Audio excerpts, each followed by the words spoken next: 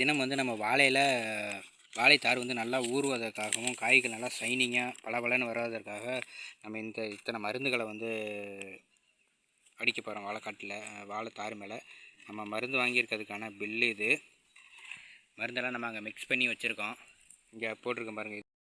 நம்ம வந்து இப்போ ஃபஸ்ட்டு வந்து இதை நம்ம வந்து மிக்ஸ் பண்ணுறோம்.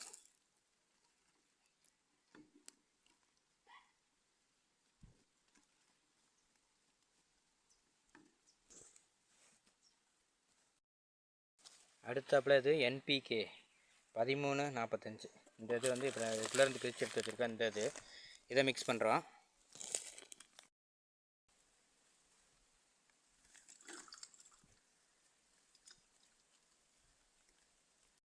அடுத்தாப்புல வந்து இந்த மருந்து, இதுவும் பவுடர் தான்.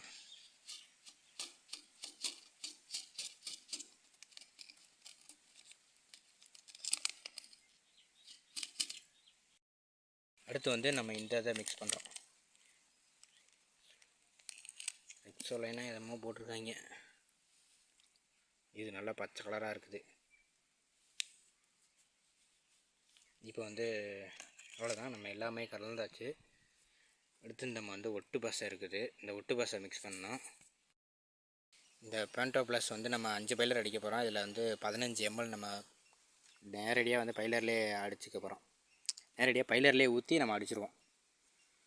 இதை நம்ம வாழை இப்போ காய் ஊறுறதுக்கும் இதே மருந்து. ஒரு சில வாழைகளை வந்து கொலை தள்ளாமல் இருக்கலாம். அந்த கொலை தள்ளாமல் இருக்கிறதுக்கு இதே மருந்தவே சொல்லியிருக்காங்க. ஏற்கனவே நம்ம திருச்சி மீனாட்சி அக்ரோசரிஸில் வாங்கி அடித்தா அது நல்ல ஒரு பலன். இப்போ நம்ம அங்கே போகிறதுக்கான நேரம் இல்லாததுனால நம்ம இங்கே பெட்டாத்தலையிலே வாங்கியிருக்கோம்.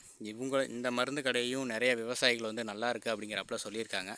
சரி, நம்ம பக்கத்தில் இருக்கக்கூடிய கடைகளை வந்து நம்மளும் பயன்படுத்தி பார்ப்போம் அப்படிங்கிறதுக்காக தான் இப்போ நம்ம வாங்கியிருக்கோம். என்ன ரிசல்ட்டுங்கிறது கொஞ்சம் நாள் கழித்து உங்களுக்கு ரிசல்ட்டு போடுறேன். நன்றி. நம்ம வந்து எல்லாம் கலந்த கலவையை வந்து இதில் நம்ம வச்சுருக்கோம். இதை வந்து கரெக்டாக நம்ம அளவுக்காக நம்ம ஊற்றுறோம். 1/4 லிட்டரு ஒரு டேங்க்குக்கு நம்ம 1/2 லிட்டர் ஊற்றி அடிக்கிறோம். ஏற்கனவே நம்ம ஒரு டப்பா ஊற்றிட்டோம். இப்போ இன்னொரு 1/4 லிட்டர் வந்து ஊற்றிட்டுருக்கோம்.